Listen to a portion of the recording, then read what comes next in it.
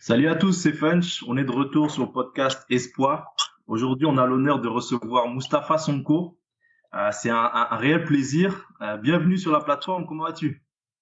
Ça va, super. Plaisir partagé. Ouais. Tu sais, je me sens un peu rouillé parce que ça fait un petit moment que j'ai pas fait d'interview. J'ai laissé un petit peu la communauté seule là. Mais je frappe fort en invitant une pointure, selon moi, du basket français. Et je voulais qu'on revienne sur ton parcours. On va commencer par ton parcours parce que parmi les gens qui nous suivent, il y a beaucoup de jeunes qui sont pas forcément au fait et au courant de ce qui s'est passé dans le monde professionnel du basket français. Et tu fais partie de ces monuments qui ont amené euh, à développer le potentiel des basketteurs français. Donc ça commence dans les années 90, ta carrière pro. Donc tu as commencé à Sceaux en 1990 en Pro B. Ensuite, Gravelines, Levallois, tu as fait 3 ans, ça a été ton club de cœur. T'as enchaîné avec l'élan Bernay à Pau, l'Asvel, avec qui tu as été MVP. Ensuite, tu es parti en Espagne, Malaga, Real de Madrid, Alicante. Et à la fin, tu as terminé ta carrière en 2009 avec Hier Toulon. J'aimerais insister un petit peu sur ton palmarès. C'est vraiment pour que tout le monde puisse comprendre. En 1990, tu as quel âge à ce moment-là? 18. Ouais, donc tu as 18 ans et tu es le meneur titulaire de l'équipe de Sceaux en Pro B. Mhm. Avec qui tu vas finir d'ailleurs en 93 MVP, champion de France avec un petit budget. Ça a été une super occasion pour ce club de monter dans l'élite. Ouais. En 97, tu fais des essais avec la NBA, tu passes pas loin, on va en parler. 98, champion de France Pro A avec l'élan Bernay, Mhm. All-Star, ensuite MVP français à Lasvel, puis médaillé d'argent aux Jeux Olympiques de Sydney en 2000. 2001 Coupe Korak, meilleur sixième homme de l'ACB avec le Real Madrid, si je dis pas de bêtises, ou Malaga, avec Malaga, Ouais, c'est là. en 2003 et en 2005 champion ACB avec le Real Madrid. Mhm. Donc ça pose les fondations un petit peu là, c'est pour calmer tous les petits jeunes qui se disent c'est qui l'invité de Funch aujourd'hui. Et en fait, je comptais sur ta présence aujourd'hui pour que tu Ouais. nous fasses un peu revivre les années 90, le basket d'avant aujourd'hui en fait. Parce que on est à l'époque d'Internet, on a vécu le Web 1, Web 2, on est à l'aube du Web 3. Mais toi, quand tu arrives au basket, c'est un tout autre monde. Est-ce que tu peux nous parler de comment tu es arrivé au basket? Ouh, comment je suis arrivé au basket? Bah, à l'origine, bon, en étant jeune, comme tout le monde dans le quartier, j'ai commencé par le football. Et je suis arrivé vraiment par hasard parce que à l'époque, à Paris, à cette époque-là, il y avait les centres d'initiation sportifs qu'on appelait les CIS, qui étaient ouverts tous les mercredis après-midi et tous les jours des vacances, sauf le dimanche, le samedi et dimanche. Donc pendant les vacances scolaires, quand j'étais tout gamin encore, j'avais 10 ans. Pardon. J'avais 10 ans, donc on arrive j'étais avec mes frères, des cousins, les amis, tout ça. On est parti s'amuser comme tous les gamins faisaient. Ouais, Et c'est de là que j'ai découvert des gars qui jouent au basket. Pour la première fois, j'ai vu des gars jouer au basket. Donc c'était en 80, c'était en 82, ok, ouais. 82 comme ça. Donc j'ai vu des gars jouer au basket. Tout de suite, ça m'a plu. J'étais émerveillé parce que je voyais les gars, passement de jambes, shooter, passe entre le dos et tout ça. Et tout de suite, ça m'a fait flash. Et quelques jours après, au CIS, ils nous avaient offert des places pour aller voir à l'époque le Stade Français, qui jouait à Coubertin. Donc, on nous a invités là-bas, enfin, on avait des invitations, on est parti, je me souviens, on était au bord du terrain, et on criait, le Hmm. stade, le stade. Et c'est comme ça que l'amour du basket est arrivé, quoi. Ok. 82, ça met une claque parce que c'est avant Jordan. En général, on dit c'est Jordan qui a apporté l'envie de jouer à tout le monde, mais toi, 82, c'est avant même qu'il soit connu. Il a en Caroline du Nord à ce moment-là. Euh, donc toi, tes premiers exemples, c'est des basketteurs français. Ah oui, tout à fait, ouais. Ouais. Tu te Je souviens me souviens encore à de l'époque, noms? oui, je me souviens, il y avait Dubuisson, Patrick Ham, Victor Bostol, Donc, tous ces jours-là, je m'en souviens très très bien. J'allais les voir. C'était les premiers joueurs de basket de haut niveau que je voyais. Et puis c'était des gros matchs qu'on voyait. C'était des gros matchs qu'on voyait là. Ouais. Donc j'étais carrément sous le charme.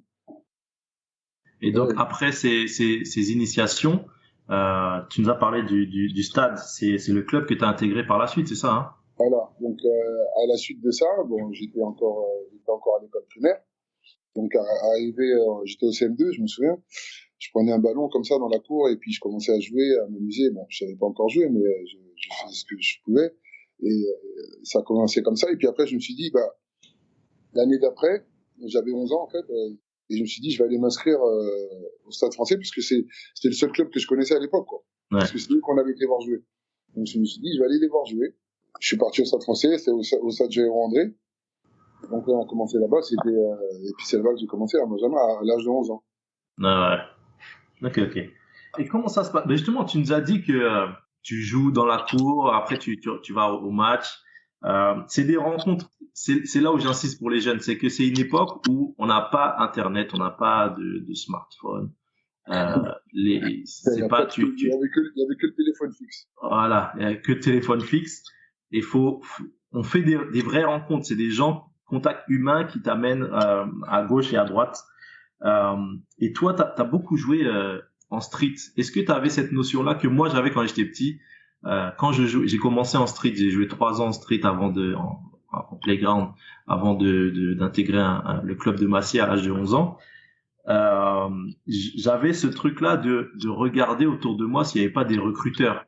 Tu te souviens un peu de cette sensation-là? Non, alors nous, c'était pas du tout ça, parce que bon, déjà, on jouait, à cet âge-là, on jouait vraiment pour le plaisir, on aimait ça, donc à aucun moment, à cet âge-là, 11 ans, 12 ans, 13 ans, je me suis dit un jour, j'allais terminer professionnel. Ouais. J'aimais ça, et donc je prenais mon plaisir, je prenais vraiment un plaisir fou à jouer. Après ma première année au Stade Français, bon, c'était loin de chez moi, hein. C'était à Porte de Saint-Cloud, j'étais dans le 19e à Riquet. À cet âge-là, 11 ans, je me souviens, faire 45 minutes de métro, pour aller s'entraîner le mercredi, on avait 2 entraînements dans la semaine, et revenir le soir, c'était chaud, même si j'ai eu la chance que mes parents m'ont laissé pratiquer ça. Bon, les premiers trucs, j'y allais avec un cousin à moi, qui habitait juste à côté de chez moi, donc on y allait ensemble, mais après, lui, il a décroché un peu. Mais c'était compliqué. Donc, à la suite de ça, l'année d'après, pendant qu'on faisait le championnat, il y avait l'ASVO Paris, qui était la meilleure équipe de Paris à cette époque-là, qui jouait dans le 20e arrondissement. Donc, c'est comme ça que moi, je les ai rejoints. Je suis allé à l'ASVO Paris, c'est l'association sportive de la Villa des Otages. Okay. Donc, à l'époque, bon, il y avait que le championnat de Paris et le championnat d'Île-de-France. Il n'y avait pas, comme aujourd'hui, championnat de France, une 15. Donc, suite à ça, j'ai rejoint l'ASVO Paris. On avait une très forte équipe dans la région parisienne. Et c'est de là où tout a commencé, vraiment, tout a commencé, quoi. Ouais. À partir de quand tu commences à te dire, j'ai un petit truc pour le basket, j'ai un truc au-dessus des autres? Alors, c'est pas du tout à ce moment-là, parce que moi, c'est à cette époque-là, quand je jouais dans la région parisienne, il y avait je me souviens, il y avait de très, très forts joueurs. Il y a plein de joueurs, j'aurais mis une pièce en étant jeune en me disant, eux aussi, ils réussiront parce que c'était des gros potentiels. Ouais. Notamment, moi, les joueurs avec qui j'ai joué quand j'étais à la SVO, des gros potentiels aussi, hein. On avait 3-4, franchement, c'était du haut niveau. Et donc, même dans la région parisienne, après, le Stade Français, il y avait toujours de super joueurs, au Chênay Versailles, à Cergy, partout. Il y avait vraiment, on est resté potes avec la plupart, hein. Quand on se revoit, on se rappelle un peu des bons souvenirs et tout ça. Non, c'était les défis. Non, franchement, dans toute la région parisienne, il y avait de super équipes. Sincèrement. Il y avait toujours 3-4 joueurs de haut niveau. Donc, quand on s'affrontait, là, c'était vraiment bon. Ouais. Donc, on a eu la chance. J'ai eu la chance avec l'équipe avec laquelle j'étais d'être champion de Paris à plusieurs reprises et champion en région à plusieurs reprises aussi. Donc, franchement, c'était un kiff total. Donc, toi, t'as grandi un peu avec ces gens qui avaient un certain niveau autour de toi, ce qui t'a un peu influencé à élever ton niveau d'une manière, alors. Oui, exactement. Donc, bon, il faut dire la vérité comme elle est. Hein. Ils étaient meilleurs joueurs que moi. Ouais. Et bon, j'étais pas ridicule en tout cas. Je jouais, j'étais pas mauvais en tout cas. J'ai fait mes années minimes. Première année, ma deuxième année cadet, je les ai faites à la SV Paris. Justement, on avait avec des potes, enfin des gars qui jouaient, très bons amis et tout ça. On avait notre entraîneur qui s'appelait Christian. On s'est reparlé au téléphone une deux fois. D'ailleurs, je vais le rappeler dans pas longtemps. On avait notre président qui faisait tout en même temps, qui nous amenait au masque, qui nous redéposait. Je me souviens qu'il faisait énormément de choses, qui s'appelait René Dorn. Non, franchement, ça a été des années magnifiques au jeune âge. Et après, c'est arrivé ma dernière année cadet, avec des potes avec qui je marchais tout le temps, qui jouaient au basket, mais pas avec moi à la SVO, qui jouaient à la SPTT Paris. On s'est dit, on va tenter notre chance un jour à Sceaux, parce que tout le monde allait où à l'époque au Racing, ou à Levallois. Ouais. Levallois était en Pro B, le Racing était en Pro A. Donc c'était le seul club dans la région parisienne où vraiment il y avait quelque chose, quoi. Et il y avait Sceaux aussi, bien sûr, mais Sceaux c'était bien plus loin. Ouais. On me refaisait encore comme si je repartais à Port-de-Saint-Cloud. Donc on s'est dit on va tenter notre chance de partir jouer là-bas en cadet, et on aura peut-être la possibilité de jouer avec les espoirs un jour, quoi. Et donc, on est parti à l'aventure. Et je me souviens, c'était un joueur qui jouait cadet aussi, qui faisait un peu tout dans le club, qui s'appelait Arnaud Sauveau, qui aujourd'hui qui s'occupe des statistiques à la fédération, à la FIBA et tout ça, qui nous a accueillis ce jour-là et dit qu'on venait pour signer à Sceaux, mais que ce qu'on voudrait, c'était éventuellement s'entraîner avec les espoirs, quoi. Venir jouer en cadet, mais s'entraîner avec les espoirs de temps en temps. Donc, je me souviens parfaitement, il nous a dit oui, il n'y a pas de problème. Et il nous a donné les licences, on les a signées directement. Sans hésiter. On a signé des licences et puis voilà. Donc, début de saison d'après, on est arrivé. On s'est entraîné, on était avec les cadets, on s'entraînait avec les cadets, tout ça. Et au fur et à mesure, on demandait quand est-ce qu'on pourrait aller s'entraîner avec les espoirs et tout. Et je me souviens que à l'époque, il y avait un entraîneur qui s'appelait Christian Bocquet qui était là, qui avait le groupe Espoir. Il y avait lui son groupe, mais il n'était pas trop fan d'aller reprendre des gamins qui n'étaient pas du club à l'origine, hein, parce qu'on n'était pas du club, nous, et aller prendre des gamins, et alors que lui, il avait déjà son équipe. Et bon, après, on était des cadets, quoi. Donc, il n'était pas trop chaud, mais de temps en temps, on allait s'entraîner avec eux quand ils n'étaient pas assez, ou bien sinon, quand on allait, ils étaient beaucoup, on était sur le banc et on bougeait pas, quoi. Ouais.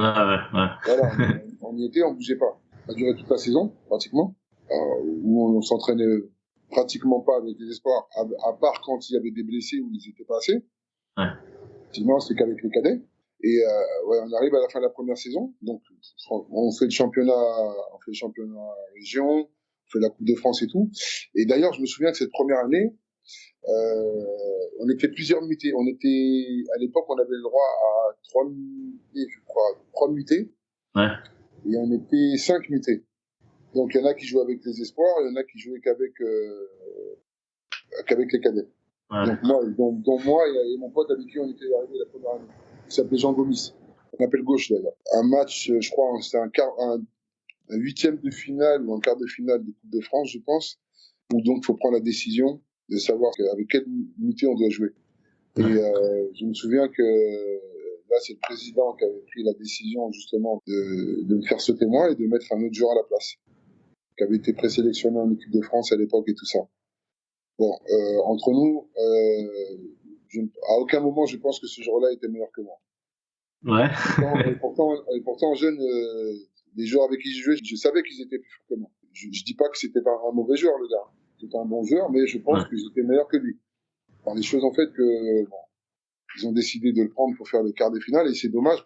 Le huitième, je me souviens pas si c'est un huitième ou un quart.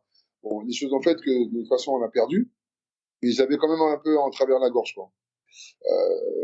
Ça m'a quand même donné un peu de force pour me dire, voilà, je vais leur montrer que je suis le meilleur, que je mérite ma place et qu'on verra dans le futur, quoi. C'est clair. Donc, pratiquement en fin de saison, il y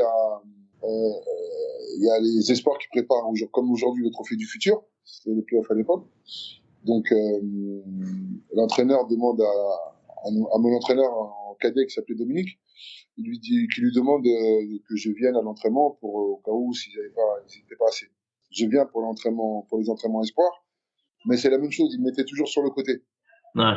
Il avait ses joueurs, donc c'était eux qui étaient en priorité, quoi. Je faisais juste l'échauffement et puis dès qu'il fallait jouer, ils étaient entre eux. Alors j'étais sur le banc avec le ballon sur le côté, là, assis sur un banc. Je tripotais la balle. Il y avait l'équipe première qui s'entraînait dans la salle à côté, dans la grande salle. Et donc c'était Laurent Buffard qui débarque dans la salle et qui demande à l'entraîneur de lui donner un joueur parce que ils ont un joueur blessé, ils peuvent plus faire 5 contre 5. Donc il y a l'entraîneur espoir qui me dit écoute, moi je suis en train de préparer mes playoffs, je peux pas te donner le joueur comme ça. Il me dit bah tiens, t'as qu'à prendre celui-là, là il fait rien. Là, t'as qu'à prendre lui, il fait rien. Alors moi ouais, je me retourne comme ça, je dis ouais, quoi, et avec les pros, et il me dit bien gamin, et j'y vais et je m'entraîne avec les pros. Ça a duré quoi, peut-être 45 minutes, peut-être, un truc comme ça. Et j'étais aux anges. Ouais. Ah oui, j'étais aux anges. Et j'ai pas été ridicule. Bah, c'est ça, c'est Voilà. ta chance. Donc à la suite de ça, l'entraînement se termine, je reprends mes affaires, je rentre chez moi. Et le lendemain, en belote. Entraînement encore avec les espoirs. Le même scénario. J'arrive, échauffement, mets-toi sur le côté. Donc je me mets sur le côté. Encore un blessé, il revient encore et me dit, il lui demande encore un joueur. Il dit, bah non, je prépare mon match. Il dit, reprends encore le gamin, là, il est là, il fait rien. Je retourne avec, alors moi, tout sourire, hein. J'y vais, et la deuxième fois, pareil, rebelote. Donc je m'entraîne avec Les pros. les pros, et ça se passe très bien. Hein. Je suis pas ridicule, quoi. Donc c'était quand même pas mon niveau, parce que c'était quand même un niveau au-dessus, hein. Alors, enfin, un large niveau, largement dessus, mais j'étais pas ridicule. Donc je m'entraîne avec les gars et tout, et suite à ça, il y a le trophée du futur après les phases finales, et il se trouve qu'il y a des blessés chez les espoirs. Donc, on me demande d'y aller avec eux. Donc j'y vais avec eux. Je me souviens, on jouait contre Limoges. À l'époque, il y avait Jimmy Verhoff qui jouait avec eux, et on perd contre Limoges. Je me souviens, là, j'ai entendu tout doucement dans l'oreille de mon entraîneur qui était cadet avec moi, qui assistait le coach espoir, en lui disant, écoute, si ça marche pas avec tes joueurs, sur la fin de match, essaye Mousse. Tu verras, il va t'amener des trucs. Parce qu'il m'aimait bien. Ouais. Il savait ce que je pouvais faire parce que je jouais en cadet, donc je lui apportais pas mal de choses. Bon, malheureusement, le coach, il a pas assisté, il a pas voulu, mais j'ai quand même j'ai dû jouer 1 ou 2 minutes. 1 minute, mais à peine 1 minute, quoi, à peine 1 minute. Sur la fin de match, bon, on a quand même perdu. La saison, elle se termine, mais avant ça, je pense qu'on a un match, on a un dernier match à Toulouse, avec les espoirs et les pros, et je pars avec eux. Je pars avec eux. Avec les espoirs? Avec les espoirs et les pros, on est partis tous ensemble. Okay. Et je me souviens que le retour, on est revenu en train couchette. On a pris le train de nuit après le match et tout. Ouais. Et c'était la fête dans le wagon et tout. C'était vraiment super. C'est une image que bons souvenirs. Les mecs, ils avaient bien plu un peu, ça chantait, ça chantait, tout ça. Donc, c'est ma première vraiment expérience avec les pros et les espoirs en déplacement. Et franchement, j'ai super adoré. Et donc la saison elle se termine, tout le monde part, et je sais que le coach de l'époque qui s'appelait Laurent Buffard, qui lui partait à Cholet justement, qui allait entraîner l'équipe de Cholet en pro, il dit au président en partant, écoute, ce gamin là, garde-le, il est bon. Et il a vu ton potentiel.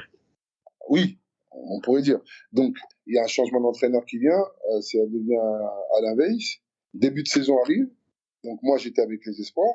Donc les pros reviennent de stage, et il y a une hécatombe de blessés. Donc ce qui se passe, c'est qu'on fait un entraînement commun entre les espoirs et les pros en même temps.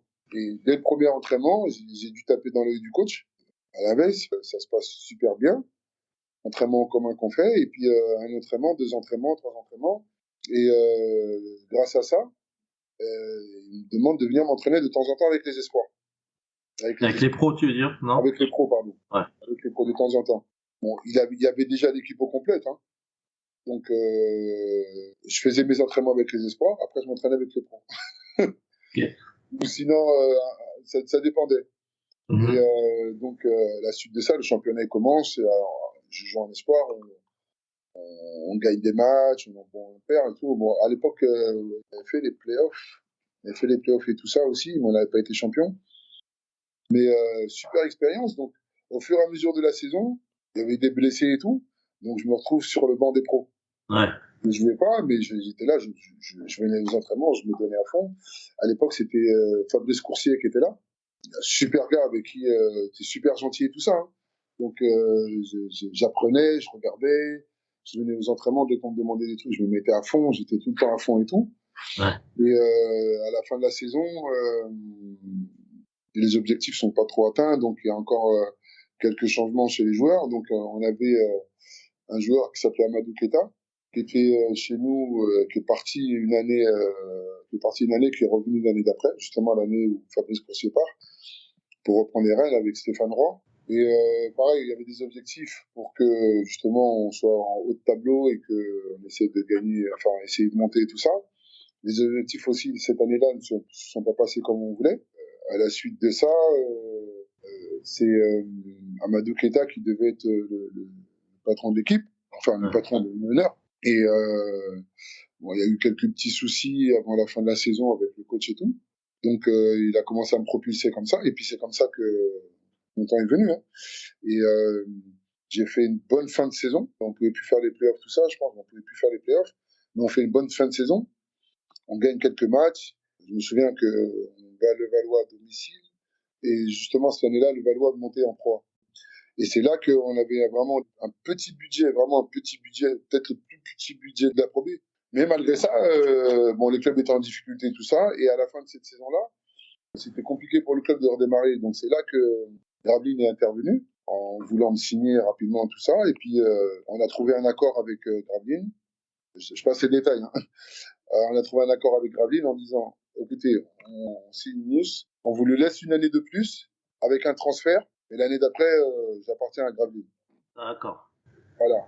Donc le deal s'est fait comme ça. Ça sauve un peu les trucs parce qu'ils récupèrent d'argent pour le club. Et on fait notre saison en Pro B. Ouais. Et avec une équipe de rêve encore. Mr. Wright, on a Carescuri, Patrick Milavet. Comment ils ont fait pour signer ces Américains là? Ils avaient un petit budget secret ou... Franchement, j'en ai aucune idée. Très bon négociateur. Ouais, j'ai aucune idée. Mais en tout cas, on a réussi à avoir ces joueurs-là parce que c'était des joueurs hors pair. Ouais. Xavier Vallès, tout ça. Donc on fait une saison de malade. On est premier du championnat, on casse tout et on monte en 3. Était MVP Pro B cette année-là, c'est ça, hein? Exactement, ouais, exactement. Et suite à ça, j'ai dit, j'ai pas envie de partir, je veux pas partir, je vais tout faire pour rester, mais rien à faire. Et il dit, il fallait que je parte. Donc, suite à cette année-là, que je pars à Gravelines. Et Gravelines, on connaît, hein, on aime beaucoup le club, on les salue, mais c'est pas facile de sortir de Paris, avoir à peine 18-19 ans et se retrouver à Gravelines pour jouer au basket. Non, c'est pas facile, mais alors, faut savoir que franchement, les gens là-bas dans le Nord, Gravelines, tout ça, ils ont accueillants. Ils ont été plus qu'accueillants envers moi. Ils se sont super bien occupés de moi, faut dire la vérité. Même si les résultats, bon, on n'a pas fait les playoffs, mais on n'est pas descendu, on est resté les trucs. Franchement, les gens étaient super. Ouais. Franchement, ouais, super. Les gens dans le Nord, ils sont magnifiques. Et dommage, bon, on n'avait pas une équipe pour être champion, hein, faut dire les choses comme elles sont. On avait une bonne équipe, mais on n'avait pas une équipe pour être champion ou autre. Et à la fin de cette saison-là, bon, les budgets de Gravelines avaient diminué et tout ça. Bon, il y a le Valois qui me taquine encore, qui revient encore pour revenir sur Paris. Donc j'ai pas raté le coche. C'est sûr, retour à la maison. J'ai pas raté le coche et donc retour à la maison. Donc là, c'était plus à Sceaux, c'était à Levallois. Mais Sceaux, en attendant, Sceaux avait disparu. Parce que bon, ils avaient plus les budgets, tout ça, ils ont pas pu se maintenir sur la Pro A et franchement, ça m'a fait mal. Ça m'a fait vraiment mal au cœur. Donc après, je suis arrivé à Levallois où j'ai passé ces 3 années de rêve. Ouais, mais je voudrais revenir sur un parallèle parce que toi, tu as une particularité, c'est d'être en quelque sorte accro au basket de rue. Tu peux nous parler de ce parallèle que tu as fait parce que c'est deux baskets très distincts, très différents, dans le sens où les objectifs sont pas forcément les mêmes. Il y a beaucoup de compétition dans la rue, mais il y a aussi une forme esthétique, créative, qu'on retrouve pas forcément dans un basket plus académique et dans un basket de club. Mhm. Toi, à cette époque-là, pour revenir un peu dans ta jeunesse jusqu'à tes premières années pro, tu jouais combien de fois par semaine au basket de rue? À jouer tous les jours. C'est fou. Alors le truc, c'est que, donc, tu vois, ça avait commencé avec les centres d'initiation sportive, les CIS. Ouais. On jouait dehors. Donc, moi, personnellement, ce que euh, ça m'a apporté le fait de dire, voilà, je veux jouer, je veux faire comme tel ou un tel, de pouvoir reproduire ça. Donc, quand tu es en playground, la personne qui te donne de consignes de jouer T'as comme des tu libertés. veux. Donc voilà, j'ai la liberté totale. J'ai travaillé mon agressivité, j'ai travaillé mes skills. Malheureusement, le shoot, à cette époque-là, c'était une catastrophe. Ouais, mais c'est une autre époque, hein. Quand je regarde des images des années 90, même en pro, hein, je regarde la gestuelle, ça n'a rien à voir à ce qu'on voit aujourd'hui. Aujourd'hui, c'est très propre, mais avant, bah, c'était Michael Jordan, quoi. On va au cercle. Oui, non, à l'époque, c'était ça. Bon, moi, c'était ça. Hein. C'était toujours aller au cercle. Au cercle, au cercle, au cercle, pénétration, pénétration. Je jouais beaucoup sur la vitesse et j'avais pas peur de monter sur qui que ce soit. Hein. Ouais. Non, Ta non, croissance, ça s'est passé comment? Est-ce que tu étais petit ou bien tu as toujours une taille irrégulière au début? non, j'étais petit. Je me souviens d'ailleurs, j'ai une maison, paix à son âme, il est décédé aujourd'hui, Ah, qui désolé. disait, il est trop petit, il grandira jamais, lui. Ouais, c'est vrai. Et ouais, non, j'étais court, hein, j'étais court. Hein. Et j'ai pris 20 centimètres en 2 ans. Ah, ça Je sais aide. pas comment ça se fait, j'avais 2 grosses boules là au niveau des genoux Ouais.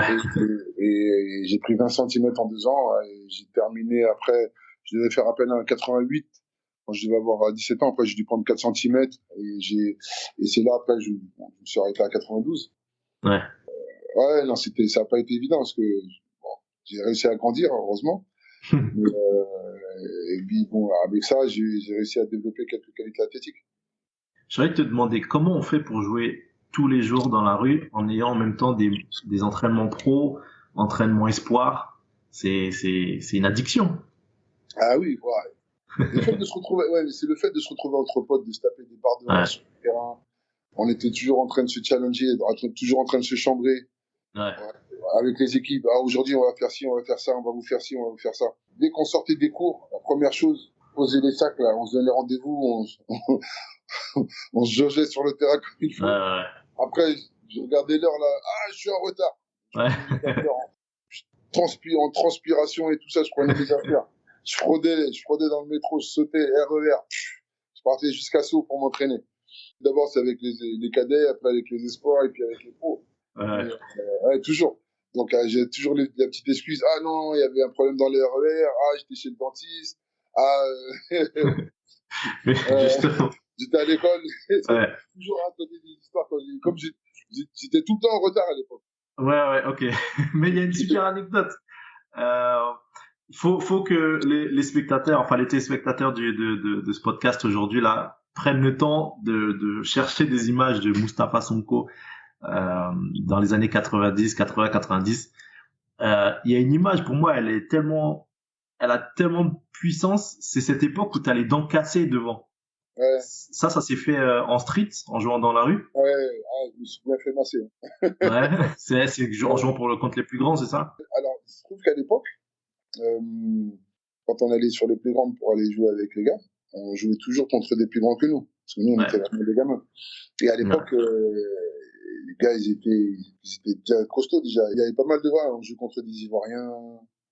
Surtout là, les Ivoiriens, là, ils jouaient tellement dur. Avec les coups de pointu. C'était dur. Non, c'est vrai, c'était dur. Et on Ouais. y allait, à chaque fois on y allait, on voulait jouer. Bah, vous êtes des gamins, vous êtes trop petits. Venez, on va vous frapper. Donc on y allait, on se faisait chicoter correctement. Ouais. Et au fur et à mesure du temps, on progressait un peu, on s'améliorait, mais eux, bon, physiquement, ils étaient largement au-dessus de nous. On commençait un peu à rivaliser basketball parlant, mais physiquement, on pouvait pas. Donc on y allait, mais on se faisait frapper de tous les côtés, et quand on parlait, c'était, si vous n'êtes pas content, dégagez d'ici. Hein. Ouais. Jusqu'à ce qu'on s'est fait déboîter dans tous les côtés avec les noms. Ah, mais ça a commencé comme ça. Hein. Si tu peux pas encaisser les coups, ne viens pas ici. Et C'est ça. c'est ce truc-là de se dire, je vais pas lâcher l'affaire, je vais leur faire montrer qu'un jour, c'est moi qui vais Et donc, on y allait tout le temps, on y allait, jusqu'au jour, on les a déboîtés tout ça par un. Ouais. Ça forge le Voilà. caractère. Voilà, ça a plus que forgé.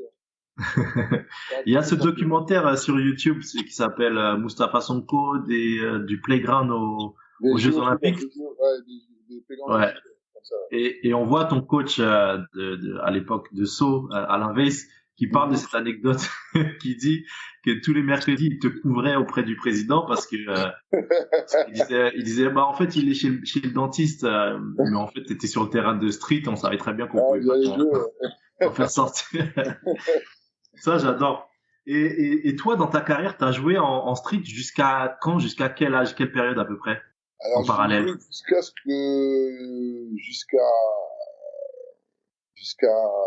que je sois à Gravelines, hein. Ouais, jusqu'à ce que je sois à Gravelines, parce que après, l'année d'après, quand je suis revenu à Levallois, j'étais au bataillon de Joinville. Donc là, c'était trop compliqué. Entre Ah le ouais ouais. bataillon de Joinville, Pareil. le club et tout ça, là, c'était beaucoup plus compliqué. Mais par contre, l'été, oui, après l'été, il y avait les regroupements en équipe de France, mais avant ça, j'allais jouer avec les potes et tout ça dehors. De toute façon, dès que Ouais, j'avais un temps pendant l'été, tous les jours, le soir, j'étais dehors, à jouer. ouais. Petite précision pour les plus jeunes, le bataillon de Joinville, t'étais à l'armée en fait. Exactement, ouais. Ils vont pas Allez. connaître ça, eux, hein.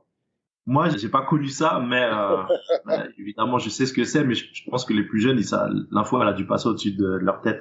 Donc, tu étais pro, tu faisais l'armée, et en même temps, tu faisais du street. C'est la folie. Ouais, donc, à l'époque, pour les athlètes de haut niveau, il y avait l'équipe de France, on l'appelait l'équipe de France militaire. Donc, on allait au bataillon de Joinville et ça nous donnait des possibilités de faire ça le lundi, enfin, du lundi au jeudi, on y était. Le jeudi, ils nous libéraient pour aller en club et se préparer pour les matchs. Maintenant, quand on D'accord. avait 2 matchs dans la semaine, on n'y allait pas du tout. Ok. Mais voilà, et ceux qui avaient des coupes d'Europe, ils venaient pratiquement jamais. D'accord. Voilà, donc ouais, franchement, c'est une expérience sympathique. Une Ouais. expérience sympathique. Une autre Ouais. époque. Est-ce que tu peux nous parler des événements streetball de l'époque? Quels étaient les gros événements? Comment ça se passait? C'était quoi l'engouement? Est-ce qu'il y avait du monde et tout? Alors, voilà, c'est une époque bon, que aujourd'hui les gamins n'ont pas connue, mais si aujourd'hui ça avait continué, ça aurait fait encore du buzz de fou parce que les Red Outdoor, quand on a connu ça, c'était vraiment, ça a vraiment été, non, ça a marqué tout le monde. Et quand on voit que Bercy était archi con, c'était un événement, tu vois, que on n'a pas revu. J'ai jamais revu moi d'ailleurs. J'ai jamais revu et c'est vraiment dommage. C'était bon, je ne sais pas si c'était vraiment lui qui était à l'origine de ça, mais à l'époque c'était Philippe Morin qui avait tout monté, les Red Outdoors. Donc après il y avait les tournois Reebok aussi, il y avait les tournois Adidas et il faisait venir les joueurs NBA. Ouais. Et les gens, ils étaient, avoir des joueurs NBA comme ça à cette époque-là, c'était la folie. La folie. C'était la folie archi totale. Et donc, grâce à ça, grâce au Red Outdoor, on a pu vivre tout ça. Et franchement, c'est mémorable. Et toi, Je t'avais dis, remporté avec ton équipe, je crois, en 3 contre 3, c'est ça? ouais, ouais, ouais. On a perdu une finale aussi. Contre, je sais pas si vous vous souvenez, d'ailleurs, cette finale-là, c'était je dis pas de bêtises, c'était à Carpentier. Oui, c'était à Carpentier. Ok. Une finale à Carpentier. Et on a perdu contre de mes potes. Donc c'était à l'époque, bah, tout le monde connaît aujourd'hui le plus gros agent français, le plus gros agent français, Bouna Ndiaye. Bouna. Voilà, avec Brice, Bisco qu'on appelle, ça c'est mon gars, et Malik, qui est des gars de Sergi. Donc on perd en finale une année contre eux aussi. Et après on fait un match, il y a un star et on fait un match contre les Ricains encore pareil. Ouais. C'était le kiff total. J'aimerais tellement que cette époque elle revienne. Je pense que C'est je pense dommage que je vais m'en charger. personne fait les initiatives, enfin, des trucs pour essayer de remonter un gros projet comme ça. Maintenant, il y a le 3 contre 3 pour les Jeux Olympiques, tous les machins, mais il n'y a pas cette ferveur comme on voit pour refaire ça. Il n'y a que aujourd'hui Amadoun avec le K54 qui fait le show Ouais, c'est ça. au niveau basket. Ouais. Mais bon, ça reste en 55. Bon, Ouais. même si c'est street et tout, c'est sur 2 jours, c'est un truc de malade. Personne n'a égalé encore le K54. Et Ouais. il y a aussi maintenant, il y a Le aussi Val maintenant d'Oise. les halls parisiennes. Ouais, ouais, ouais. Ouais, ça aussi, c'est des gars de mon quartier du 19e qui ont monté ça. Ouais. D'ailleurs, on voit beaucoup tous les gamins là au fur et à mesure de chaque année qui viennent aux Halles parisiennes. Dakar, Bakary Sako et Paul, donc c'est eux qui ramènent chaque année, qui ont ramené LeBron James, qui ont ramené Kobe Bryant. L'année dernière, là, ils ont ramené l'année dernière, ouais, c'était Zion Williamson. Chaque année, ils ramènent des gros stars aussi. Et voilà, au moins, on voit les initiatives qui sont faites par rapport à ça. Ah ouais. Et Et c'est vrai, donc, c'est ça, c'est pas de niveau. Ça date depuis oui, ton époque, les années 90, et ça va encore même plus oui, d'envergure, j'ai envie de dire. oui, mais c'est du 55. Ouais. En 3 contre 3, on n'a pas revu tout ça. Mais Ouais. heureusement on a ces personnes-là qui font le taf, qui réussissent à ramener tous ça à NBA encore. Ouais. Bon, j'en profite pour faire un petit clin d'œil à mon petit frère qui participe avec l'équipe de France 3-3 là, à La Rochelle. Ouais. Je voulais justement, tiens, je te parlais d'événementiel. Moi, j'ai toujours fait un parallèle entre le basket et le hip-hop. Toi, t'as connu l'époque du début du hip-hop en fait à Paris. C'était quoi ton rapport au hip-hop, toi? Est-ce que t'as été dans le mouvement un peu? Ah oui, à fond, c'était le tout début. Donc nous, on a commencé avec. Le hip-hop, ça sonnait avec le basket. Pour nous, le basket Ouais, et le hip-hop, ça sonnait ensemble. Et il y avait des méga soirées avec DJ et Cut Killer. C'était le, c'était le DJ de la place. Dès ouais, qu'on l'entendait, c'était complet, c'était fou. c'est Bon, il y sûr. avait pas que lui, il y avait Posca, il y en a eu des DJ, hein. Ouais, Et Lord Pizza, ISO, franchement, c'était des soirées de psychopathes, je me souviens. Non, c'était vraiment hip-hop. Ça a vraiment pris une place. Et c'était en même temps à la montée on va dire, du nouveau basket, en gros. ouais, ouais. Ça a jamais été nouveau, le basket, hein. Mais pour nous, ça a suivi et vraiment, on a essayé de suivre le mouvement. C'est clair, c'est clair. Mm. J'en profite pour donner enfin mon avis, un petit conseil. Allez voir la série, c'est sur Netflix actuellement, sur les débuts du groupe NTM, avec Didier Morville et Bruno. La série s'appelle Le Monde nous appartient, je crois. Ouais, Je je sais pas crois que si c'est t'as ça, vu. ouais. Le Monde nous appartient. Je trouve J'ai ça vu. super. J'ai vraiment l'impression d'être dans le Paris des années 80, Ouais. 90. C'est incroyable. Bah, tu vois, quand Et tu dis ça, ça me refait, excuse-moi de te couper, ça me refait penser, bah, tu vois, pendant le Red Outdoor, ouais, quand on était à Bercy, je me souviens encore, Cool Chain, qui était un fan de basket, il était là. ok. Et je me souviens, je l'ai vu à Bercy et tout ça, et c'est terrible. Mais pas mal la série, pas mal, pas mal, pas mal. Ah ouais, c'était lourd, c'était lourd. Moi, Cool Chain, je l'avais vu, c'était à l'époque où Tony Parker, il faisait son camp de la défense, là, à la défense, il avait, sur le parvis de Ouais, la défense, c'était un tournoi de 1 contre 1, ça j'adorais. ouais. Et à la fin, ça terminait sur un match de gala, il y avait plusieurs célébrités, Ibrahim Masloum, etc., dont Mr. Bruno Kouchen. Mhm. Et j'aimerais bien revenir un peu sur ta carrière. En fait, tu nous as expliqué que ta carrière, elle a été faite d'opportunités et surtout, tu n'as jamais lâché à faire. Et ce que j'ai envie de retenir, c'est que tu jouais tout le temps. Mhm. C'est un truc quelquefois qui manque aux plus jeunes, c'est-à-dire que ils ont le potentiel et tout, mais il leur manque un petit peu du temps de jeu. Toi, tu trouvais un moyen de jouer, que ce soit avec le club, en street, voilà, tu trouvais toujours un moyen de jouer. Et ça s'est retrouvé un peu sur le terrain. Tu arrives à Levallois, à ce moment-là, t'es en confiance quand tu retournes à Levallois, c'est ça? Oui, alors, bon, déjà, moi, les portes, elles se sont ouvertes au fur et à mesure. Au fur et à Ouais, mesure que j'avançais, les portes se sont ouvertes. Donc, quand je reviens à Levallois, j'arrive avec un nouveau statut. J'ai un statut de joueur pro, ouais, un vrai statut. Donc, là, je reviens pour être meneur de jeu de l'équipe de Levallois. Voilà, là, je viens pas en me disant je suis en concurrence avec tel joueur. Bon, même si j'avais été en concurrence, de toute façon, bon, c'est la règle. On est toujours le en métier, concurrence. ouais. Donc, il y avait Stéphane Bergeron à l'époque, sachant que moi, en gros, je venais pour être titulaire, quoi. Mais bon, c'était un peu comme ça qu'on voyait les choses. Mais bon, après, une place, elle est jamais garantie à 100%. Hein. Ouais, c'est clair. À part quand il s'appelle Michael Jordan ou aujourd'hui Victor Wembanyama. Ouais, ouais. Ou LeBron Bon, James, voilà. Donc, non, une place, elle n'est pas garantie à 100%. Donc, je suis venu, mais je suis venu, j'avais un nouveau statut. Même dans le championnat, j'avais à ce moment-là un nouveau statut. Donc là, on me voyait autrement, c'était différent. Donc après, c'était à moi de confirmer et de m'affirmer vraiment comme un leader. Ouais. Ce que j'aime bien, c'est que à ce moment-là, tu retrouves ton ancien coach de Sceaux, Alain Weiss, c'est lui que t'as avec le Valois, il me semble. Non. C'est pas lui à Levallois. À ce moment-là, je l'ai plus. D'accord. À Levallois, d'abord, il y a Jackie Renaud. Jackie Renaud. Après, il se fait couper, donc c'est Terence Sainsbury qui reprend l'équipe. Et après ça, Terence Sainsbury aussi arrête. Et puis après, à ce moment-là, c'est Ron Stewart. Ok, ouais. D'accord. D'accord. Et on a bien compris qu'une carrière s'est faite de haut, de bas, d'opportunités. Et toi, t'as cette arme de la rue et tu disais dans la street, on a tendance à se charrier, se provoquer, et se chambrer, etc. T'es détenteur, si je dis pas de bêtises, d'un record quand t'étais à Levallois. Enfin, c'est pas toi seulement. Mais je sais pas si tu te souviens de ce match face à la grosse armada de Limoges où vous marquez que 35 points sur tout le match. Il me semble que c'est un record en Pro A. Ah, franchement, je m'en souviens pas du tout. Ah, tu te souviens pas de ce match-là? Franchement, non, pas du tout. Tu sais qu'il y a les images sur YouTube et tout, hein. Je crois que le match, il est en entier, même. Je vais les regarder. Mais franchement, je ne m'en souviens pas du tout.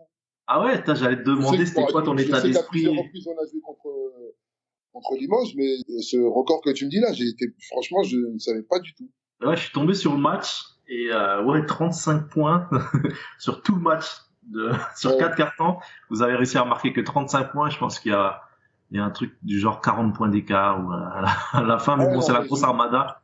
Alors, je me souviens qu'on s'était fait exploser à domicile. Ouais. Et c'est peut-être suite à ce match-là, je pense que ça doit être ça. Le coach s'est fait couper. Mais je me souviens même pas. Il marquait que 35 points. Waouh.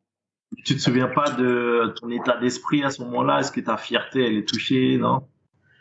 Alors, sincèrement, non, parce que moi, je suis un compétiteur, un joueur. Donc, quoi qu'il arrive, aujourd'hui, de toute façon, on perd un match. Quand on le perd de 1 ou 40 ou 50 ou 100, le match, il est perdu. Donc, moi, j'ai toujours joué en me donnant à fond. Ouais. Quoi qu'il arrive. Voilà, je me donne à fond. Maintenant, après, je gagne, je perds. En tout cas, quand je rentre le soir, je me remets en question. Voilà, j'essaie de voir ce qu'il y avait à faire pour justement regagner le prochain match ou pas. Donc, j'ai toujours été derrière les joueurs. Quand les joueurs ça n'allait pas, essayer toujours de les remotiver, de donner tout peps, voilà. Donc, non, moi, je regrette. Quand je suis sur le terrain, je trichais pas. Donc tu te donnes à fond et tu gardes la tête froide. Tu passes à autre chose. Et ça, tu vois, c'est le truc qui est sur les playgrounds. Hein. Parce que quand tu perds, tu sors. Et pour revenir encore, avec toutes les équipes qu'il y a, t'es mort. T'attends 3-4 matchs. Voilà. Tu reviens, t'es froid. Voilà, l'heure est passée, tu dois rentrer chez toi. Donc il faut tout faire pour gagner. Et tout ça, c'est ce qui, voilà, ça fait partie de cette éducation qu'on a eue sur les playgrounds, que j'ai amené avec moi, qui m'a suivi sur le terrain en pro. Je dis, si je perds, je vais jamais rejouer. Donc je me donnais à fond et quoi qu'il arrivait, quand je sortais, je savais que j'avais pas triché. Ouais. Alors, je suis content de te l'entendre dire parce que moi, dans ma vie de jeune basketteur amateur, j'ai commencé en street et j'ai toujours pensé que c'était le bon cheminement. Que pour moi, j'ai toujours trouvé ça anormal de commencer le basket en club sans avoir connu street. Tu te découvres d'abord toi-même et t'improvises beaucoup et après t'apprends à te canaliser en club. Mais je reprochais un peu au basket français de faire vraiment une distinction, genre en club, on veut pas entendre parler de street. Or, dans le basket de rue, il y a cette mentalité de je lâche pas l'affaire, qui est hyper importante parce que tu peux pas vraiment apprendre à quelqu'un des trucs comme ça. Donc, je suis content de te l'entendre dire parce que je pense qu'il y a des bonnes choses à apprendre aussi dans ce basket de rue. Bah après, alors, par rapport à ça, moi, je pense que déjà, moi, quand je suis arrivé au tout début, je me suis fait traiter de tous les noms d'oiseaux. Hein. Ouais. C'est pas un basketteur, c'est un joueur de rue, c'est que du playground, c'est pas du basket, c'est pas du playground, Mais j'ai défendu ma cause. j'ai défendu ma cause et j'ai toujours dit que de toute façon, c'est du basket, que de toute façon, sur le long terme, on verra de plus en plus de joueurs comme ça. Ah, mais non, mais c'est pas, il fait pas du basket, c'est comme si, c'est comme. Mais le temps m'a donné raison. Aujourd'hui, les joueurs, on te dit, à l'époque, quand on te dit qu'un meneur de jeu, tout ce qu'il doit faire, c'est monter la balle et passer la balle, organiser le jeu. Je suis désolé, mais aujourd'hui, on voit ce qu'un meneur de jeu peut faire. Ouais, ouais. Voilà. Donc, tout ça, c'est des choses qui étaient très, très dures à accepter pour les instances à l'époque, hein. Voilà. Donc, j'ai toujours été comme ça. Moi, j'ai toujours joué comme ça et c'est passé.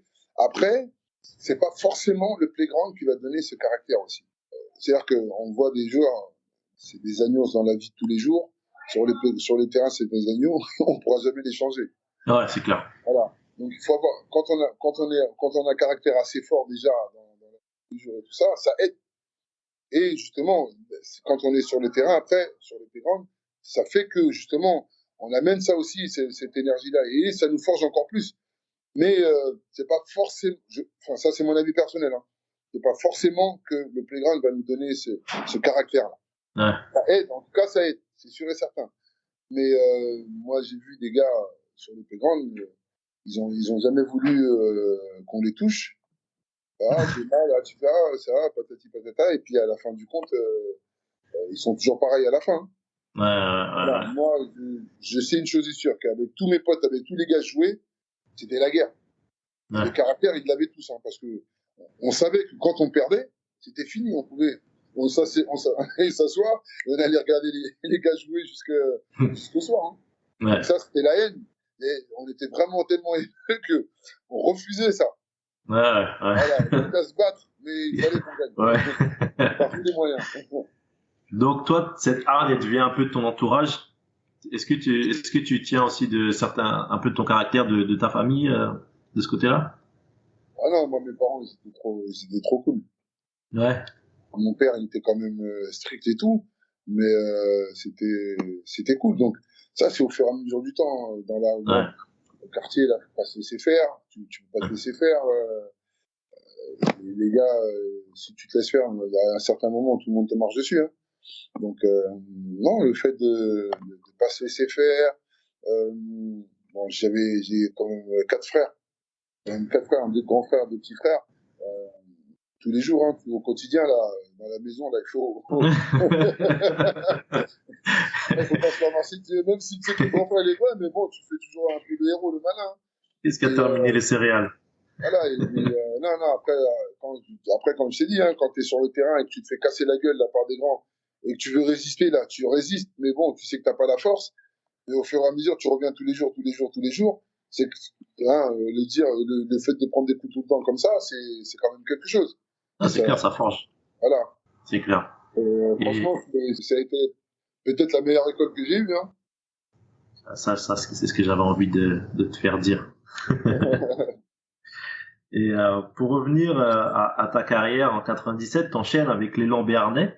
Moi, je suis très intéressé que tu nous parles de cette époque-là parce que bah, tu découvres un nouveau coach, une nouvelle région aussi, un Mm. basket un peu différent. Tu tombes aussi dans ce club de Pau qui fait partie des gros clubs de l'époque. Comment elle se fait cette transition entre quitter ton Paris et arriver à Pau? Alors, c'était compliqué un peu, dans le sens où quand je quitte le Valois, je me fais opérer du poignet, le tendon cubital postérieur, là. D'accord. En fin de saison, je me fais opérer, donc j'étais prêt. Franchement, dans ma tête, j'étais prêt parce que c'était l'Euroleague qui arrivait. Et l'Euroleague, grosse équipe avec jouer contre les meilleurs, c'est ce que j'ai toujours voulu, même si j'étais dans mon paradis quand j'étais à Levallois. Ouais. Donc j'arrive avec de nouvelles ambitions et tout, avec un président qui est venu me chercher, qui voulait et qui croyait en moi et tout. Et donc j'arrive, on avait un grand entraîneur qui est aussi arrivé à Pau à ce moment-là, qui était Jacques Monclar, une grosse pointure dans le championnat, surtout à l'époque. Donc j'arrive blessé, Donc le temps que je me remette en condition, je me remette en haut, c'était un peu compliqué. Avec mon club, ça s'est très bien passé. Bon, même si ça s'est mal passé, parce qu'on a, enfin quand je dis mal passé, parce qu'on n'a pas gagné les matchs au début, on a très très mal commencé. Et avant là, je crois, il y a eu une trêve au mois de, je sais pas si c'était décembre ou avant décembre ou décembre. On revient de vacances et boum, on entend que le coach s'est fait couper. Mmh. Ah, j'étais surpris, j'étais super surpris et tout. Donc moi, je commençais à me remettre physiquement bien. Et non, même pas, parce que c'est à ce moment-là que je me fais les adducteurs, enfin, pubalgie, que j'ai Ah traîné ouais. pendant toute la saison. Donc je revenais du poignet et juste après ça, j'enchaîne avec une pubalgie. Et je ne sais pas pour tout le monde, hein, mais jouer avec une pubalgie, je sais pas si j'aurais pas dû m'arrêter, j'aurais pas dû m'arrêter même à ce moment-là. Et ça a Ah été oui. très, très, très, très compliqué. Parce que tous les jours, on est des anti-inflammatoires, j'avais un protocole à faire, et je peux vous dire qu'à ce moment-là, on m'a pas fait de cadeau. Je me souviens qu'il y avait comme entraîneur, c'était, qui a pris la succession de Jacques Monclar, c'était Claude Bergeau, qui m'a vraiment fait aucun cadeau. Mais vraiment, quand je dis aucun, c'est vraiment aucun cadeau. Euh, mais bon, à la fin du compte, on est quand même champion de France. Ouais. Très mauvais départ, et à la fin du compte, on est champion de France. Et donc, personnellement, avec les joueurs, c'était super bien passé, de mon côté en tout cas. Super bien passé, avec tous les dirigeants. J'avais une très très bonne, enfin, une très très bonne. J'avais une bonne entente avec le président Pierre Seillant à l'époque, vraiment une très bonne entente. Il y a juste avec le coach, ça s'était très très mal passé sur la fin. Avant la fin même, ça s'était très très mal passé. Donc j'ai pas du tout aimé certaines choses venant de sa part, mais ça fait tellement d'années que j'en parle que je vais pas trop rajouter de l'huile sur le feu. Ouais. Ça s'était mal passé. Il a fait des choix, donc après, respecté, hein. Mais bon, la façon dont ça a été fait, j'ai pas du tout apprécié. Mais ça n'a pas empêché que à Pau, quand j'y retourne, il y a toujours mon maillot qui est accroché. Et c'est vraiment quelque chose que j'apprécie de leur part. Ouais. Et du club qui a laissé une petite empreinte qui fait vraiment plaisir, hein. Donc ça me fait plaisir, non, et ça me fait plaisir d'y retourner. L'année dernière, si je reconnais, j'ai vu le président Seyant. Franchement, j'étais super content. On a repris des photos, on a discuté et Mmh. tout, avec quelques anciens qui étaient au club, qui y sont toujours. C'était vraiment, ça m'a vraiment fait plaisir. Ça m'a vraiment touché. Ouais, ouais. Ah, c'est bien Ouais. de garder ces contacts-là aussi. Ouais, Mais à ce moment-là, quand bah, justement cette saison qui se passe pas très bien, les blessures, un nouveau coach qui essaie de te faire jouer plus arrière que meneur et avec qui ça se passe pas très bien, est-ce que ta confiance elle est un peu ébranlée? non, pas du tout. Pas du tout. Parce que je savais ce que je voulais, je savais ce que je pouvais apporter et tout ça. Et donc, le coach, lui, disait que je n'étais pas un meneur de jeu. Ouais, Il l'a souligné, il l'a écrit, il a peut-être signé, peut-être quelque part. Et le temps lui a pas donné raison. Parce que j'ai terminé meneur. c'est clair. Et je pouvais jouer deuxième arrière aussi. Moi, personnellement, ça me gênait pas de jouer meneur deuxième arrière. Tant que j'étais sur le terrain, moi, c'est pas un problème. C'était pas un problème. Mais donc, il a insisté en disant que j'étais pas un meneur de jeu, mais c'est pas grave. J'ai quand même dit que j'étais meneur de jeu, j'ai terminé meneur de jeu. J'ai Ouais, joué jusqu'à ce que, voilà, on dit que quand j'allais en équipe de France, on me prenait en tant que meneur de jeu, même si je jouais deuxième arrière aussi. Et ouais, ça m'a jamais posé de problème. Et c'est pareil, hein, aujourd'hui, voir des meneurs scoreurs, des meneurs qui bouffent le ballon, c'est ce qu'on voit tous les jours.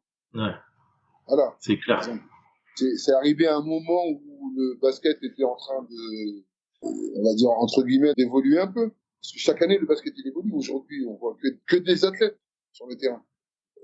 Je dis pas que le meilleur athlète, non. Avant moi, il y en a eu beaucoup, hein. Parce que moi, je me souviens, par exemple, quand on voit Dacoury, par exemple, à l'époque, c'était un pur athlète. Un pur athlète, hein. Bon, il y a Patrick Kahn, il y en a eu, il y en a eu, il y en a eu. Par contre, c'était un basket qui était pas ce que eux ont connu. Vraiment, courir, faire que des contre-attaques, pénétration comme ça, c'est pas ce que eux avaient connu aussi. Donc, c'était Ouais, un moment, voilà, où le basket commençait à changer un peu. Et aujourd'hui, on le voit aujourd'hui. C'est un autre basket. Ça n'a rien à voir avec ce qu'on a connu dans les années 80, dans les années 90, dans les années 2000, dans les années 2010, maintenant dans les années 2020. C'est vraiment un autre basket. Ouais. Il faut tout le temps se réinventer, il faut tout le temps réapprendre, il faut tout le temps comprendre comment le basket évolue et comment on le joue. Ouais. N'est-ce pas les coachs? Après, c'est là qu'on voit toujours les plus grands coachs et les meilleurs coachs, parce qu'ils se réadaptent rapidement. C'est des coachs qui s'adaptent rapidement. Et clair, on les voit aujourd'hui, ils tiennent encore, et ils se sont remis à jour, et puis voilà, c'est le nouveau basket.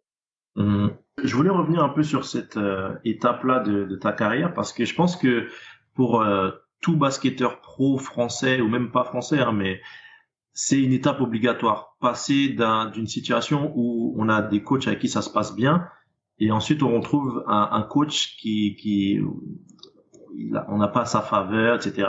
Ce serait quoi ton conseil que tu donnerais à un jeune pro ou un futur pro de comment gérer ces situations avec un coach avec qui ça se passe pas bien?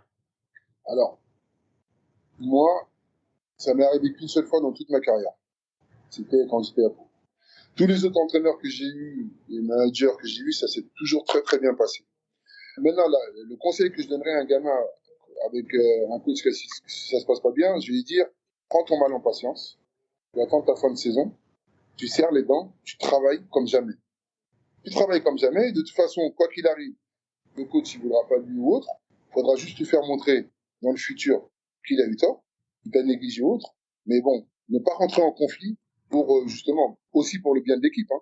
Ne pas rentrer en conflit ou il faut qu'il s'entraîne comme il s'entraîne tous les jours, plus fort que tout le monde, et qu'il joue. Et à la fin de la saison, on fait des comptes, ça va pas, je prends mes affaires, je m'en vais. Parce que moi, je me souviens, hein, j'étais sous contrat quand j'étais à Pau, et j'avais un gros contrat. J'avais pas un petit contrat, j'avais un gros contrat. Ça m'a pas empêché de leur dire, c'est pas bon, je prends mes affaires et je suis parti. Hein. Et j'ai pas dit aujourd'hui, non, je veux mon argent ou autre. Hein. J'ai pris mes affaires et je suis parti. Ouais, donc, c'est clair. Je veux dire, ce qu'il faut, faut pas rentrer en conflit ou autre. Hein. Ça sert à rien. Il y en a qui vont chercher l'affrontement, tout ça. Non, non, non. Fais montrer que tu es meilleur que lui. Bats-toi à l'entraînement, bats-toi sur tous les trucs. Il te fait jouer, il te fait pas jouer, c'est pas la peine. Tu prends ton mal en patience. La saison, elle se termine. Si tu peux partir avant la fin de la saison, tu pars avant la fin de la saison. Sinon, tu attends la fin de la saison, tu prends tes clics et tes claques et tu vas t'exprimer ailleurs. Ouais, c'est clair. Voilà. C'est clair, c'est clair. Ça s'arrête pas là. Mon conseil. Voilà. La vie, elle s'arrêtera pas, justement, juste par rapport à la personne ou l'entraîneur ou avec qui on a eu des suites. La vie, elle s'arrêtera pas là. La vie, elle continue. Merci. Et après Pau, justement, t'enchaînes avec un autre grand coach et un grand club. Tu signes à l'Asvel. Ouais. Et comment ça se passe? Est-ce que tu te sens mieux à l'Asvel après ça? Ah, franchement, j'étais... Alors... Avec Grégor Beugnot, d'ailleurs. Avec Greg Beugnot, non, j'étais aux Anges. Je suis arrivé à Villeurbanne, à Lyon, avec Delaney Rod, un meneur exceptionnel, vraiment exceptionnel, qui a fait les beaux jours de Villeurbanne et tout. Et de Paris quand il est arrivé aussi. J'étais avec Alain Dibeux, mon frère de tous les jours. On avait une équipe, on avait une super équipe. Et Greg me fait super confiance. Il m'a vraiment pris comme un joueur essentiel. Et franchement, ça s'est super bien passé avec Greg Beugnot. La seule chose, c'est qu'on n'a pas pu décrocher un titre de champion de France. Et ça, franchement, ça m'a vraiment fait mal au cœur. Ça m'a vraiment fait mal au cœur. Bon, il y a d'autres chapitres hein, dans ma carrière qui m'ont vraiment fait mal. Mais celle-là, elle m'a vraiment fait mal aussi. Surtout que c'est contre Pau, la finale. Ouais, la première finale, c'est contre Pau. Bon, non, c'est pas parce que c'est Pau, hein, parce que, non, c'est vraiment parce que, moi, de toute façon, je suis un compétiteur, je veux gagner. Ouais. Et on avait l'équipe, on avait la meilleure équipe. Donc, pour moi, on était meilleurs. Mais bon, le dessin a décidé autrement. Mais ce qui joue, c'est quand j'arrive à Villeurbanne, j'ai toujours ma plus belle vie. J'ai toujours ma plus belle vie. Et jusqu'en décembre, j'ai joué 1 an et demi avec une plus belle vie. Et c'est grâce à Greg Beugnot que je me suis séparé de cette plus belle vie parce qu'il m'envoie voir un ostéo, un kiné, comme pour moi je l'appelle le sorcier, comme Greg l'appelle aussi. le Je les sorcier. appelle les magiciens, moi, les ostéos. Ah, mais franchement, c'est lui qui m'a remis sur pied. C'est lui qui m'a remis sur pied. C'est quoi son nom? Il s'appelait Mac Vodor. Ok. Ah, franchement, c'est lui qui m'a sauvé de ma pubalgie, parce que j'ai joué 1 an et demi avec une pubalgie. J'ai dit, je te répète, hein, je répète parce que je l'ai dit tout à l'heure, la douleur que j'ai eue, franchement, fallait la supporter. C'est très, Ah, très, très, très compliqué. c'est un Même, handicap. même, même en dormant, j'avais mal, pubis, les adducteurs.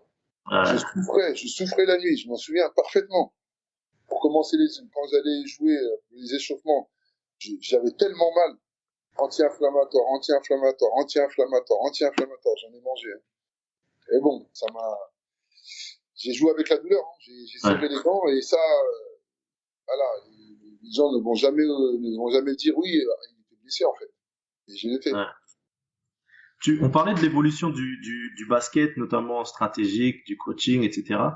Vu qu'on est un peu dans ce mode flashback avec toi aujourd'hui, ce qui évolue aussi, c'est les connaissances en termes de gestion du quotidien pour un sportif de haut niveau, donc au niveau médical. Aujourd'hui, les jeunes, ils ont cette chance d'avoir des chaussures high-tech, d'avoir des staffs avec des soutiens du point de vue médical au top. Mhm. Euh, et aussi des exemples d'autres joueurs qui sont passés par là, etc. C'est pour ça que moi, quand je pense à ton époque, je me dis, pour moi, c'est encore plus impressionnant. Ça m'impressionne plus un Michael Jordan qu'un LeBron James parce que voilà, il joue sur des Converse qui sont amortis et les gars, ils jouent toute une saison. Ah, mais aujourd'hui, voilà, bon, les gens ils vont toujours faire ce truc. Moi, j'ai pu voir les deux jouer. J'ai eu la chance de voir Michael Jordan. Pour moi, il n'y a pas de comparaison possible. Il y en a pas, il y en a pas. Si tu Voilà. connais vraiment, il y a Mais pas. après, les gens, ils font ça parce que bon, il faut vendre. Et Ça, les c'est le bluff. Américains, Ça, les spécialistes pour ça. Ils aiment les débats, ils aiment les machins. Et je me rappelle encore avoir vu une interview il n'y a pas très longtemps de Ron Artest, un défenseur aussi en paire qui a fait beaucoup de il mal casse les côtes. à des joueurs. Ouais. Ouais. Et lui, je me souviens, il était plus que dur. Quand je l'ai entendu parler, dire qu'il a joué contre LeBron James, quand il était à son apogée, quand il a joué contre Michael, quand il a dit il n'y a pas de comparaison. Ouais. Voilà. Et moi, c'est ce que je pense aussi. Aujourd'hui, moi, je pense qu'on se souviendra toujours de LeBron James parce qu'il a été le meilleur marqueur de l'histoire et ça va rester encore pendant très longtemps. Ouais. Je, bon, à la vitesse où ça va, le nombre de points que les gars marquent aujourd'hui, ça m'étonne pas que d'ici 20 ans, encore une vingtaine, trentaine d'années, il y a quelqu'un qui prendra la relève. Et on se souviendra beaucoup de lui, surtout les gamins qui viennent de naître aujourd'hui, dans 15-20 ans, quand on va leur parler de LeBron James, on va dire, ah, bon, on sait pas qui c'est, ah, peut-être le meilleur marqueur de l'histoire. Ouais. Mais Michael Jordan, je parie que les prochains gamins là qui vont venir, bon, par rapport à la marque, par rapport à quand ils vont voir les vidéos, ils vont tomber sur le charme direct. Ouais. Quand même mon fils, qui est pas dans le basket, hein, quand tu vois, il a vu les images de LeBron James, il voit les images de Kobe, il a vu les images de Michael Jackson, il voit aussi les trucs de Michael Jordan. Mais la première chose qu'il va te dire, c'est Michael Jordan. Quand il Ouais. parle de basket. Et pourtant, il est là de l'air, il regarde l'air Ouais. Il a quel âge ton fils? il a 15 ans. 15 ans. Et pourtant, il regarde le basket beaucoup, hein, quand il voit Ouais. les grands clubs et tout ça.